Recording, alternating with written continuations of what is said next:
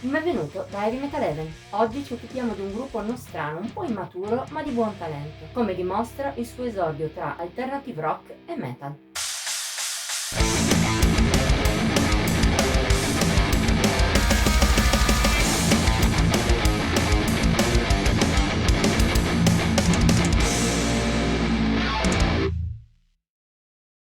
Suggestioni neopagane e caos delle relazioni umane. È questa la base lirica su cui si fonda la musica degli Walnut Tree.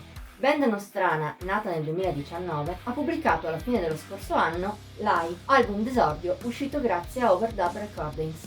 Parliamo di un lavoro che ci ha messo un po' in crisi, ma solo per la sua durata. I suoi 26 minuti per 7 canzoni sono tanti per un EP e pochi per un full length. Ma anche se l'album è a metà tra i due, alla fine lo abbiamo assegnato alla seconda categoria. Per il resto invece la musica degli Walnut Tree è facile da ascoltare. Questo però non significa banalità, anzi.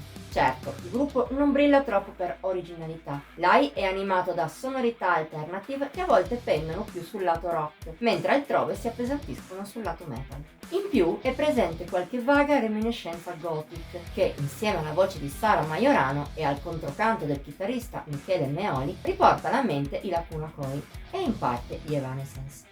Tuttavia, gli Walnut Tree non copiano il gruppo milanese, anzi hanno una loro personalità, in primis nella frontwoman, molto versatile nel passare da registri grintosi ad altri sensuali e dal graffiare alla dolcezza.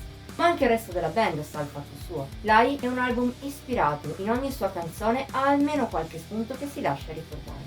E molti brillano anche per qualità. Per esempio la title track che apre con una dolcezza e una positività che in seguito si sentiranno solo a sprazzi, o Crucify My Wings, oscura, ma con ritornelli molto catchy che la rendono appena sotto al meglio del disco. O ancora la closer track Ordinary Mistakes, divisa tra momenti intimisti e altri tempestosi. La canzone più interessante dell'otto è però Fuck Off, più dura nelle strofe, quasi growlate dal chitarrista, per poi aprirsi in ritornelli espansi con una nota quasi post-metal. Contando anche la parte centrale, più melodica, è non solo il picco di Lie, ma anche il brano che promette meglio per il futuro.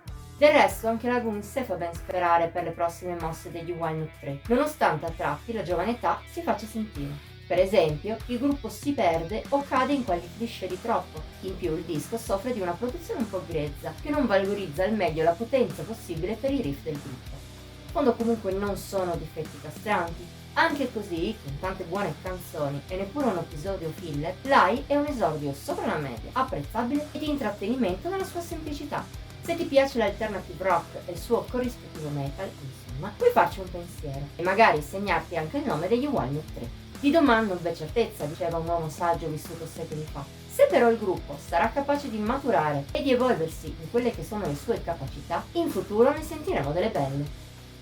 Voto di Heavy Metal Heaven 79 su 100. Anche per oggi è tutto. Se hai apprezzato questa recensione ti invitiamo a mettere like, a commentarla e a condividerla. Puoi inoltre iscriverti al nostro canale e attivare la campanella delle notifiche per non perdere neppure uno dei video che pubblichiamo ogni settimana. Infine, ti esortiamo a seguirci su Facebook, Instagram e Pinterest. Trovi il link in descrizione. Ci vediamo la prossima volta!